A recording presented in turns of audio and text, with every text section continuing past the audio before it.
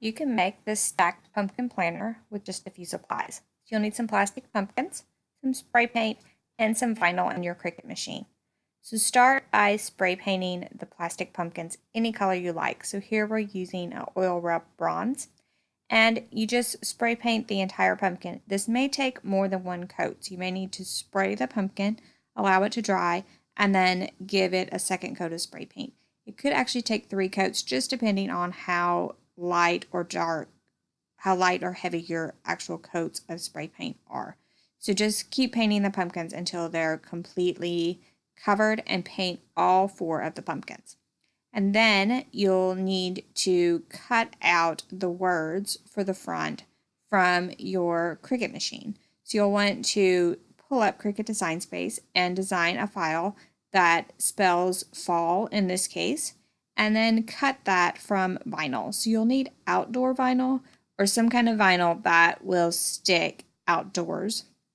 So look for a permanent vinyl that is rated for outdoor use. And then cut the letters to the size of the pumpkins you're using. So be sure to measure those and then cut the letters to that size. So then once that's cut, you'll want to weed away all the excess vinyl. So all around the outside of the vinyl as well as the inside of any letters. And then you can start assembling your planter. So the first thing you'll need to do is remove the handles from any of your plastic pumpkins. And here I'm just using scissors to do so. And then the bottom pumpkin will need to be weighted down. So we filled it with rocks. Then you're going to need some kind of outdoor rated adhesive. So we're putting that around the top edge of the bottom pumpkin, and then we'll add the second pumpkin in the stack to the top of this and continue all the way up, and then allow the glue to dry completely before we continue with the project.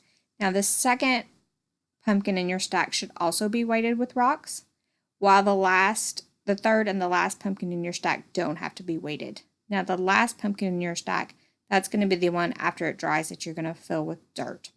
So after everything dries and the glue is dry, you can start adding the letters you cut on your Cricut machine, and just add those and burnish them well onto the surface. And then you can fill the top part with dirt and add in your plant and complete your stacked